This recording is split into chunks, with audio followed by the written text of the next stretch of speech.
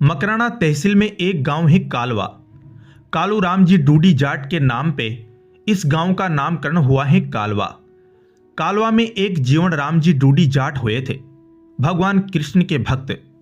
जीवन राम जी की काफी मन्नतों के बाद भगवान के आशीर्वाद से उनकी पत्नी रत्नी देवी की कोख से वर्ष 1615 ईस्वी में एक पुत्री का जन्म हुआ। नाम रखा कर्मा। कर्मा का लालन पालन बालिक काल से ही धार्मिक प्रवेश में हुआ। माता पिता दोनों भगवान कृष्ण के अनन्य भक्त थे। घर में ठाकुर जी की मूर्ति थी जिसमें रोज भोग लगता, भजन कीर्तन होता था। कर्मा जब 13 वर्ष की हुई तब उसके माता पिता कार्तिक पूर्णिमा स्नान के लिए समीप ही पुष्कर जी गए। कर्मा को साथ इसलिए नहीं ले गए कि घर की देखभाल, गाय भैंस को दुहना नीरना कौन करेगा। रोज प्रातः ठाकुर जी के भोग लगाने की जिम्मेदारी भी कर्मा को दी गई। अगले दिन प्रातः नन्ही कर्मा बाईसा ने ठाकुर जी को भोग लगाने हेतु खींचड़ा बनाया।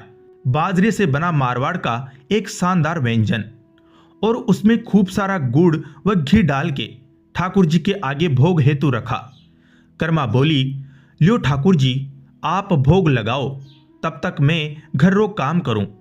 कर्मा घर का काम करने लगी। वह बीच बीच में आके चेक करने लगी कि ठाकुर जी ने भोग लगाया या नहीं, लेकिन खींचड़ा जस का तस पड़ा रहा। दोपहर हो गई। कर्मा को लगा खींचड़ी में कोई कमी रह गई होगी। वह बार बार खींचड़ी में घी व गुड़ डालने लगी। दोपहर को कर्मा बाईसा ने व्याकुलता से कहा, ठाकुर जी भोग लगा लियो, नहीं तो मैं भी आज भूखी रहूंला। शाम हो गई, ठाकुर जी ने भोग नहीं लगाया। इधर नन्ही कर्मा भूख से व्याकुल होने लगी और बार बार ठाकुर जी की मनोहार करने लगी भोग लगाने को। नन्ही कर्मा की अरदास सुन के ठाकुर जी की मूर्ति से साक्षात भगवान श्री कृष्ण प्रकट हुए और बोले, कर्मा ते मारे पर्दो तो करियो ही नहीं, मैं भोग क्या लगा तो। भोली कर्मा ने कहा, ओ इतनी सी बात तो थे मने तड़के ही बोल देता भगवान। कर्मा अपनी लुगड़ी यानी ओढ़नी की ओट यानी पर्दा करती हैं और हाथ से पंखा झिलाती हैं। कर्मा की लुगड़ी की ओट में ठाकुर जी खींचड़ा खाके अंतर्ध्यान हो जाते हैं। कर्मा का यह नित्य कर्म बन गया। रोज सुबह कर्मा खींचड़ा बना के ठाकुर जी को बुलाती। ठाकुर जी प्रकट होते, वह कर्मा की ओढ़नी की ओट में बैठ के खींचड़ा जिम के अंतर्ध्यान हो जाते। माता पिता जब पुष्कर जी से तीर्थ करके वापस आते हैं तो देखते हैं गुड़ का भरा मटका खाली होने के कगार पे हैं। पूछताछ में कर्मा कहती हैं, मैं नहीं खायो गुड़, वह गुड़ तो मारा ठाकुर जी खायो। माता पिता सोचते हैं कर्मा ही ने गुड़ खाया है, अब झूठ बोल रही हैं। अगले दिन सुबह कर्मा फिर खींचड़ा बना के ठाकुर जी का आह्वान करती हैं तो ठाकुर जी प्रकट होके खींचड़े का भोग लगाते हैं। माता पिता यह दृश्य देखते ही अवाक रह जाते हैं। देखते ही देखते कर्मा की ख्याति संपूर्ण मारवाड़ व राजस्थान में फैल गई।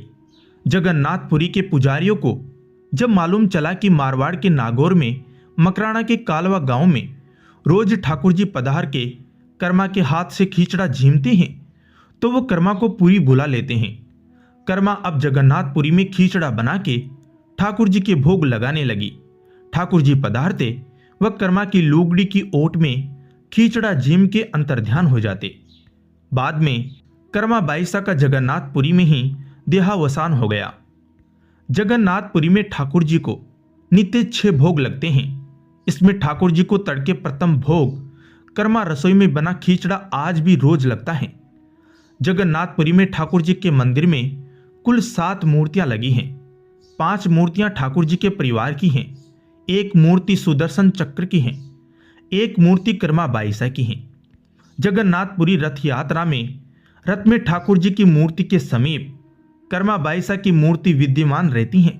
बिना कर्मा बाईसा की मूर्ति रथ में रखे रथ अपनी जगह से हिलता भी नहीं है। तो दोस्तों, कैसी लगी आपको यह कहानी, कमेंट करके बताएं, लाइक करें और चैनल को सब्सक्राइब करें। जय जगन्नाथ।